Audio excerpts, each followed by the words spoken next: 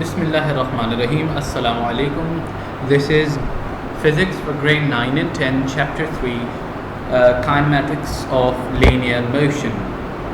आज जो है हम Chapter 3 को स्टार्ट करेंगे और इसमें जो टर्मिनोलॉजीज़ हैं जो यूज़ होंगी थ्रू आउट दिस चैप्टर उनको डिस्कस करेंगे और जो है वो काइनेमैटिक्स और मोशन के अंदर जो भी तमाम कॉन्सेप्ट्स हैं, जो शुरुआती बेसिक कॉन्सेप्ट्स हैं, वो हम पढ़ेंगे ताकि जो है हमारे पास बेसिक और फाउंडेशन नॉलेज जो है वो हो जब हम आगे मज़ीद इक्वेशंस ऑफ मोशन पढ़ें।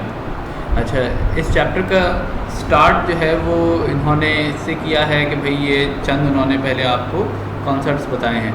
पहली चीज़ क्या है? रेस्ट। अब ये कह रहे हैं कि रेस्ट क्या होता है? When a body does not change its position with respect to its surroundings, then it is said to be in a state of rest. अब रेस्ट जो है वो स्टेट ऑफ बीइंग है कि कोई बॉडी अगर वो अपने इर्द गिर्द के माहौल के हिसाब से अपनी जगह तब्दील नहीं कर रही है, अपनी पोजीशन तब्दील या चेंज नहीं कर रही है, तो कहा जाता है कि वो रेस्ट पे है। जैसे एक किताब जो है टेबल पे रखी हुई है, या आप जो है कहीं बैठे हुए हैं, एक गाड़ी पार्क्ड है, ठीक है, इसी तरीके से एक मग टेबल पे रखा हुआ है। ये तमाम बॉडीज़ जो हैं वो एट रेस्ट हैं। क्यों? क्योंकि अपनी सराउंडिंग्स के हिसाब से अपनी पोजीशन चेंज नहीं कर रही। अब इसी का ऑपोजिट जो है वो है मोशन। मोशन क्या है? When a body changes its position with respect to its surroundings, then it is said to be in the state of motion. अब अगर कोई बॉडी अपनी सराउंडिंग्स के हिसाब से अपनी पोजीशन चेंज कर रही है तो उसको फिज़िक्स में हम कहते हैं कि वो स्टेट ऑफ मोशन में है, यानी कि वो मोशन की हालत में है, हरकत की हालत में है। एग्ज़ाम्पल जो है, एक गाड़ी चल रही है रोड पे, वो अपने जो माहौल है उसके हिसाब से अपनी पोजीशन चेंज कर रही। अगर पंखा है, हालांकि फिक्स्ड है, लेकिन उसके पर जो है वो सर्कुलर मोशन में है, तो वो जाहिर सी बात है अपनी स्टेट ऑफ मोशन में है।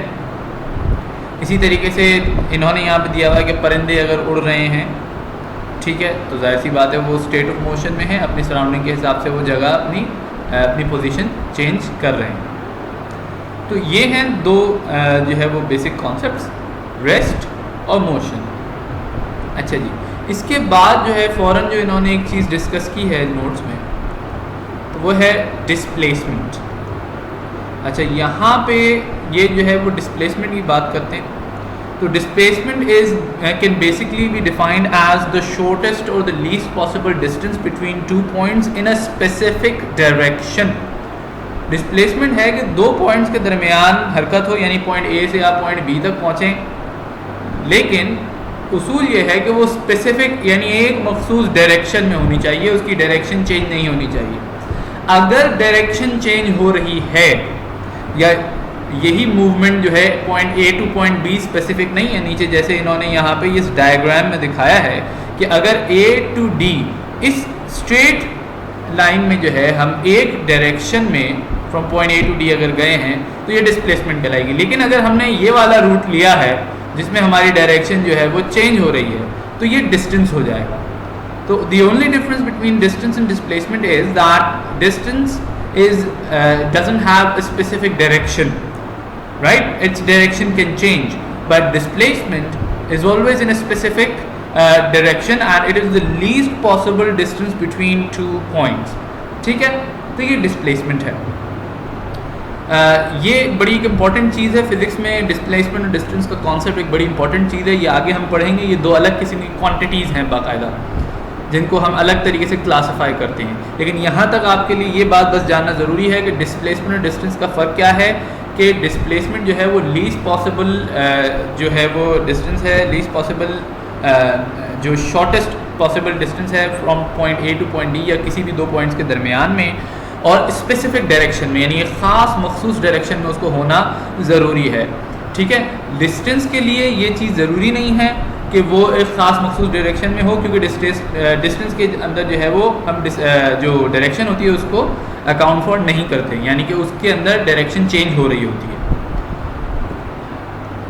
Next is types of motion. अब हम जब मोशन पढ़ चुके हैं कि भाई मोशन जो है वो क्या है, कि एक बॉडी अगर अपने इर्द गिर्द यानी अपनी सराउंडिंग्स के हिसाब से अपनी पोजीशन अगर चेंज करती है तो it is said to be in a state of motion. अब इस मोशन की भी टाइप्स हैं, ठीक है। So the first type mentioned here is translatory motion which is also called linear motion और straight line, motion in straight line, ठीक है। इसकी इन्होंने डेफिनेशन दी हुई है, the change of position of a body in a straight line is called translatory motion और linear motion. एक स्ट्रेट लाइन में मोशन अगर हो रहा है तो वो ट्रांसलेटरी या लीनियर मोशन, दोनों नाम हैं इसके, ट्रांसलेटरी या लीनियर मोशन, ठीक है। तो वो लीनियर मोशन या ट्रांसलेटरी मोशन कहलाएगा। इसकी एग्जांपल बहुत बेसिक एग्जांपल्स हैं, बड़ी आसान है। Motion of a car on a straight road, एक स्ट्रेट रोड पे गाड़ी जा रही है स्ट्रेट बिल्कुल, तो ये जो है वो लीनियर मोशन है। इसी तरीके से एक रनर है अगर भाग रहा है रेस में तो वो जाहिर सी बात है एक लीनियर मोशन में है। इसी तरीके से कि जो है एयरप्लेन ऑन अ रनवे, ये भी जाहिर सी बात है लीनियर मोशन है, जब वो भाग रहा होता है, जब वो रनवे पे जो है वो जहाज़ जो है वो चल रहा होता है, तो वो लीनियर मोशन की एग्जांपल है। अच्छा, यहाँ पे नेक्स्ट जो इन्होंने बताई है टाइप वो है रोटेशनल मोशन।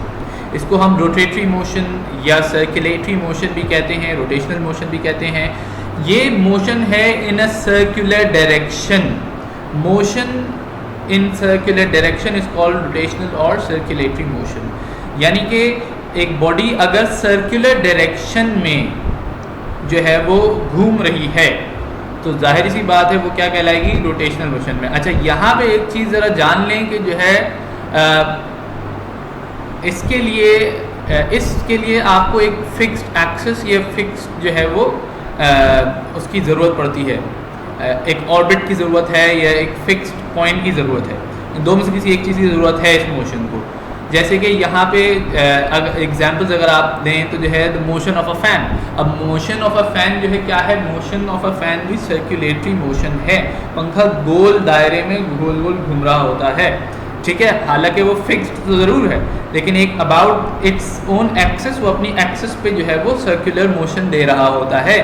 इसी तरीके से अर्थ का अपनी जो रोटेशन है, अर्थ की अपनी जो रोटेशन है, यानी अर्थ जो खुद रोटेट कर रही है, वो अर्थ जो है वो दो किस्म की काम करती है। एक वो रोटेट भी करती है अबाउट इट्स ओन एक्सिस, यानी लट्टू की तरह गोल गोल घूमती है, और फिर दूसरा काम वो करती है रेवोल्यूशन अराउंड द सन, ठीक है।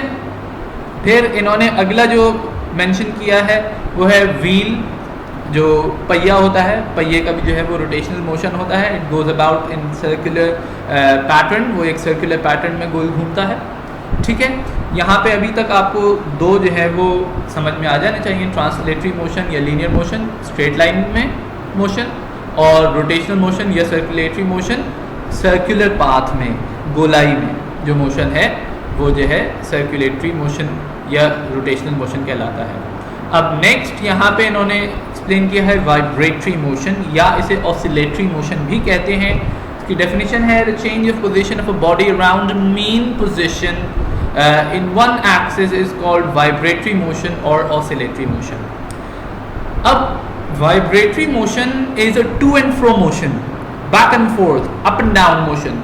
ये इस किस्म का मोशन होता है। एक मीन पोजीशन होती है यानी एक्चुअल पोजीशन बॉडी की, फिर उससे वो आगे जाता है। अच्छा, जितना वो आगे जाता है उतना ही फिर वो वापस आता है अपनी मीन पोजीशन पे आगे जाके, फिर वो पीछे जाएगा और उतना ही डिस्टेंस कवर करेगा जितना वो अपनी मीन पोजीशन से आगे जाके कवर कर चुका था। तो एक मीन फिक्स पोजीशन होती है इसमें बॉडी की, और उस पे आगे पीछे, उसके आगे पीछे जो है वो बॉडी घूमती है, यानी कि आगे जाएगी, फिर वापस अपनी मीन पोजीशन पे आएगी, फिर पीछे जाएगी, फिर अपनी मीन पोजीशन पे आएगी, ठीक है। इसकी एग्जांपल्स हैं motion of wings of a bird, जो परिंदों के जो है वो पर होते हैं, उनका जो मोशन होता है वो वाइब्रेटरी ऑसिलेटरी मोशन होता है। इसी तरीके से एक स्प्रिंग जो होता है, एक स्प्रिंग भी होता है। फिर एक इन्होंने यहाँ पे दी हुई है स्ट्रिंग ऑफ अ गिटार एक स्ट्रिंग होता है गिटार का, जो भी अगर आप उसको स्ट्रम करें तो जाहिर सी बात है वो अपनी मीन पोजीशन पे आगे पीछे बैक एंड फोर्थ जो है वो मूव करता है। इसी तरीके से motion of a simple pendulum, simple pendulum का जो मोशन होता है वो भी ऑसिलेटरी या वाइब्रेटरी मोशन कहलाता है। ठीक है, अच्छा इसमें एक और मोशन की टाइप होती है जो इन्होंने यहाँ पे डिस्कस नहीं की हुई है, वो प्रोजेक्टाइल मोशन होती है। ठीक है, वो बेसिकली एक पैराबोलिक जो मोशन होता है उसको हम प्रोजेक्टाइल कहते हैं। जैसे आपने बॉल अगर जो है वो फेंकी ऊपर आसमान में, आसमान से ऐसे आपने सीधी फेंकी ताकि जो है कोई कैच कर सके, और वो बॉल ऊपर से ऐसे जाके नीचे डिप होने लगती है, तो ये बेसिकली प्रोजेक्टाइल मोशन है। ठीक है, अच्छा अब ज़रा हम यहाँ पे डिस्कस करेंगे कि काइनेमैटिक्स क्या है। फिज़िक्स के अंदर काइनेमैटिक्स नाम की जो चीज़ है, आपके चैप्टर का नाम भी है ये काइनेमैटिक्स ऑफ लीनियर मोशन, तो वो क्या चीज़ है। अब यहाँ पे ज़रा इसको हम पढ़ लेते हैं। थोड़ा सा लिखा हुआ है कि branch of physics which deals with the motion of objects without any reference to the force और agent causing the motion is called kinematics. Kinematics में हम जो है वो मोशन ऑफ ऑब्जेक्ट्स को जो है वो डिस्कस करते हैं, लेकिन उसमें हम जो है वो फोर्स जो कॉज कर रहा है मोशन, ठीक है, हम उसको जो है वो कंसिडरेशन में नहीं लेते। ठीक है, यहाँ पे इन्होंने बताया कि the word kinematics is derived from a Greek word kinema meaning motion. ठीक है, तो बहरहाल यहाँ पे आप सिर्फ इतना जान लीजिए कि इसमें हम फोर्स को अकाउंट फॉर नहीं करते। वो फोर्स जो कॉज करता है मोशन को, हम सिर्फ और सिर्फ उस मोशन की टाइप को और वो मोशन जो है वो किन हालात में है ये चीज़ हम डिस्कस कर लेते हैं, लेकिन हम काइनेमैटिक्स में ये डिस्कस नहीं करते, वो फोर्स को कंसिडर नहीं करते जो फोर्स उस को इफ़ेक्ट कर रहा है मोशन को या फिर उसको कॉज कर रहा है। ठीक है, अब बिल्कुल शुरू में in the beginning of this chapter we discussed distance and displacement, और मैंने कहा था कि ये दो अलग क्लासिफिकेशंस होती हैं, दो अलग किसी भी क्वांटिटीज़ में हम इन्हें क्लासिफाई करते हैं, और अब यहाँ पे वो क्वांटिटीज़ हम डिस्कस करने वाले हैं, scalar and vector quantities. Any quantity which can be measured by any method is called a physical quantity। अब ये हम लास्ट चैप्टर में चैप्टर 2 में पढ़ चुके हैं कि फिजिकल क्वांटिटी क्या है। वो एक मेथड के ज़रिए मेजर की जा सकती है, वो एक स्टैंडर्ड से कंपेयर करके मेजर की जा सकती है, तो फिजिकल क्वांटिटी होती है। और अब मज़ीद हम फिजिकल क्वांटिटीज़ को जो है वो हम क्लासीफाई करते हैं स्केलर क्वांटिटीज़ और वेक्टर क्वांटिटीज़ में। ठीक है, अब यहाँ पे हम जो है वो इसको थोड़ा सा डिस्कस करेंगे कि स्केलर क्वांटिटी और वेक्टर क्वांटिटी होती क्या है और इनका डिफरेंस क्या है। The physical quantities which are completely specified by their magnitude only are called scalar quantities। अब यहाँ पे ये जान लीजिए कि जो है स्केलर क्वांटिटी वो क्वांटिटी है जिसको आप कम्प्लीटली स्पेसिफाई कर सकते हैं, कम्प्लीटली जो है वो रिप्रेजेंट कर सकते हैं सिर्फ और सिर्फ उसके मैग्नीट्यूड से। यानी कि जैसे कि मेरे पास जो है वो अगर शुगर है और मैं बोलूँ कि भाई इसका जो मास है वो इतना है, लेट्स से फॉर एग्जांपल मैं कहता हूँ इसका मास जो है वो 1 kg है, तो अब ये जो मास क्वांटिटी हो गई ना, ये हो गई स्केलर क्वांटिटी। क्यों हो गई? क्योंकि जो है इसको सिर्फ और सिर्फ मैं एक मैग्नीट्यूड से यानी इसकी शिद्दत से ही इसको जो है खाली रिप्रेजेंट कर सकता हूँ। मुझे यहाँ पे इसके लिए किसी किसी की डायरेक्शन को देने की ज़रूरत नहीं है। सिमिलरली टाइम भी आप जो है वो सिर्फ और सिर्फ मैग्नीट्यूड से रिप्रेजेंट कर सकते हैं, 10 मिनट, 5 मिनट, 6 मिनट। डिस्टेंस सिर्फ और सिर्फ मैग्नीट्यूड से आप इसको जो है रिप्रेजेंट कर सकते हैं। स्पीड, अच्छा ये याद रखिएगा यहाँ डिस्टेंस आ गया है, अब आपके दिमाग में ख्याल आएगा तो डिस्प्लेसमेंट क्या है। याद रखें मैंने बताया था कि डिस्टेंस में हम जो है वो डायरेक्शन को रिगार्ड नहीं करते क्योंकि डायरेक्शन तब्दील हो रही होती है, तो there is no specific direction in distance, और डिस्टेंस के लिए खाली हम जो है वो मैग्नीट्यूड का इस्तेमाल करते हैं उसको रिप्रेजेंट करने के लिए। इसी तरह स्पीड है वर्क, एनर्जी, टेम्परेचर, चार्ज।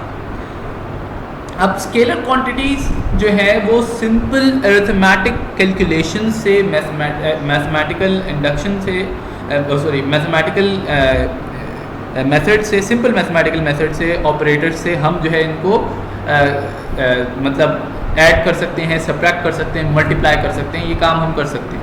यानी स्केलर क्वांटिटी को अगर मैं जो हूँ वो करूँ कि भाई 2 kg एक मास है, 3 kg एक मास है, तो 2 + 3 = 5 kg हो जाएगा। ठीक है। अगर इसी तरीके से हो कि भाई जो है वो 3 kg मास था और 1 kg उसमें से कम हो गया, तो मैं 3 - 1 = 2 kg कर सकता हूँ। क्यों कर सकता हूँ? क्योंकि इसमें खाली हम जो है वो मैग्नीट्यूड को अकाउंट फॉर कर रहे हैं। इतना समझ लीजिए, स्केलर क्वांटिटी क्या है? वो क्वांटिटी है जो पूरी तरीके से रिप्रेजेंट की जा सकती है सिर्फ और सिर्फ मैग्नीट्यूड से, यानी एक वैल्यू और उसके यूनिट से। That's it. आपको और कोई चीज़ इसको रिप्रेजेंट करने के लिए ज़रूरत नहीं है। और इन वैल्यूज़ को आप ऐड, सब्ट्रैक्ट और मल्टीप्लाई कर सकते हैं सिंपल अरिथमेटिक मेथड से। इनके लिए कोई आपको ज्योमेट्रिक मेथड्स वगैरह की इस्तेमाल करने की ज़रूरत नहीं पड़ती। अच्छा, अब इनका जो दूसरे वाली क्वांटिटी है यानी वेक्टर क्वांटिटीज है, वो क्या है उनको पढ़ लेते हैं। The physical quantities which are completely specified by their magnitude and direction both are known as vector quantities. अब याद रखें कि वेक्टर क्वांटिटी के अंदर उसका मैग्नीट्यूड भी होगा और उसके साथ एक स्पेसिफिक डायरेक्शन भी उसकी होगी। अगर ये दो चीज़ें हैं तो वो एक वेक्टर क्वांटिटी है। यानी वेक्टर क्वांटिटी को रिप्रेजेंट करने के लिए आप खाली मैग्नीट्यूड का इस्तेमाल नहीं कर सकते, उसके साथ उसकी डायरेक्शन भी स्पेसिफाई करना लाजिम है। जैसे कि एग्जांपल में डिस्प्लेसमेंट, अगर आप जो है वो शुरुआत में जो हमने इस चैप्टर की बात की थी, if you take a look at that, then you will find that displacement was the shortest possible distance between 2 points in a specific direction. Displacement थी एक पॉइंट से दूसरे पॉइंट तक के रास्ते को कवर करना, लेकिन एक स्पेसिफिक डायरेक्शन में। यानी इसके साथ इसका मैग्नीट्यूड भी होगा कि कितना रास्ता कवर किया और किस डायरेक्शन में किया। ये दोनों चीज़ें डिस्प्लेसमेंट के लिए ज़रूरी हैं। Why? Because displacement is a vector quantity and vector quantities can only be specified by their magnitude and their direction both. इनके लिए दोनों चीज़ों का होना ज़रूरी है। इसी तरीके से स्पीड का जो है वो आप कह लें मुखालिफ है वेलोसिटी। स्पीड के अंदर भी यही होता है, डिस्टेंस ओवर टाइम होता है स्पीड भी, और वेलोसिटी भी डिस्टेंस ओवर टाइम होता है। बस फ़र्क ये है कि स्पीड के अंदर कोई स्पेसिफिक डायरेक्शन नहीं होती, वेलोसिटी में एक स्पेसिफिक डायरेक्शन लाजिम है। इसी तरह एक्सेलरेशन एक वेक्टर क्वांटिटी है, उसके लिए भी मैग्नीट्यूड यानी उसकी वैल्यू यूनिट और उसकी डायरेक्शन होना ज़रूरी है। फोर्स वेक्टर क्वांटिटी है, उसके लिए भी उसकी जो है वैल्यू यूनिट और उसके डायरेक्शन होना ज़रूरी है। इसी तरह मोमेंटम और टॉर्क ये आगे हम पढ़ेंगे क्या होते हैं लेटर ऑन इन चैप्टर्स, ठीक है। लेकिन इतना फ़र्क अभी अपने लिए समझ लीजिए कि स्केलर क्वांटिटी क्या होती है। वो क्वांटिटी जो कि सिर्फ और सिर्फ अपने मैग्नीट्यूड से रिप्रेजेंट की जा सके मुकम्मल तौर पे, वो क्वांटिटी स्केलर क्वांटिटी है। स्केलर क्वांटिटी को हम सिंपल अरिथमेटिक मेथड से प्लस माइनस मल्टीप्लाई कर सकते हैं।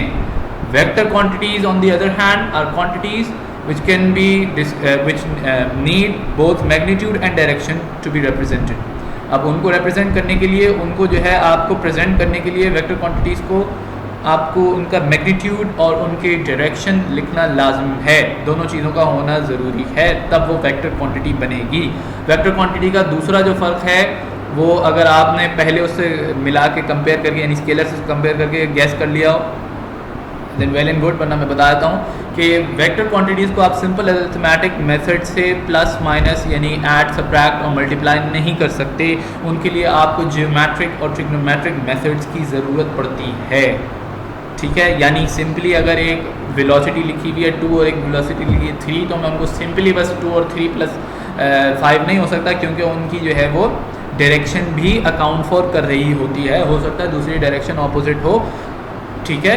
तो ये मामला पेश आते हैं, तो ये चीज़ आपने अपने जहन में रखनी है। क्या दो चीज़ें आपने जहन में रखनी हैं कि स्केलर क्वांटिटी के बारे में दो हैं, दो वेक्टर क्वांटिटी के बारे में। नंबर 1 स्केलर के बारे में क्या है कि स्केलर क्वांटिटी वो है जिसके लिए उसके सिर्फ और सिर्फ मैग्नीट्यूड की ज़रूरत है उसको प्रेजेंट करने के लिए, उसके अंदर डायरेक्शन नहीं होती, ठीक है। नंबर 2 स्केलर के लिए ही कि स्केलर क्वांटिटीज़ को आप सिंपल अरिथमेटिक मेथड से ऐड, सब्ट्रैक्ट और मल्टीप्लाई कर सकते हैं। वेक्टर क्वांटिटी पे आ जाइए। नंबर 1 वेक्टर क्वांटिटी के लिए मैग्नीट्यूड और उसकी डायरेक्शन होना लाजमी है, यानी ये दोनों चीज़ें हैं तो वेक्टर क्वांटिटी है। फिर उसके बाद दूसरा जो उसका पॉइंट था वो क्या था कि आप सिंपल अरिथमेटिक मेथड से वेक्टर क्वांटिटीज़ को ऐड, सब्ट्रैक्ट, मल्टीप्लाई नहीं कर सकते। ये काम करने के लिए आपको ज्योमेट्रिक और जियोमेट्रिक और ट्रिग्नोमेट्रिक मेथड्स की ज़रूरत पड़ेगी। सो आई होप कि जो है आपको यहाँ तक ये बात समझ में आ गई होगी। अगर नहीं समझ में आई है तो दोबारा इसको विज़िट करें, rewatch the video. And if you've got any questions then you can contact us on our WhatsApp number. Until next time, Allah Hafiz.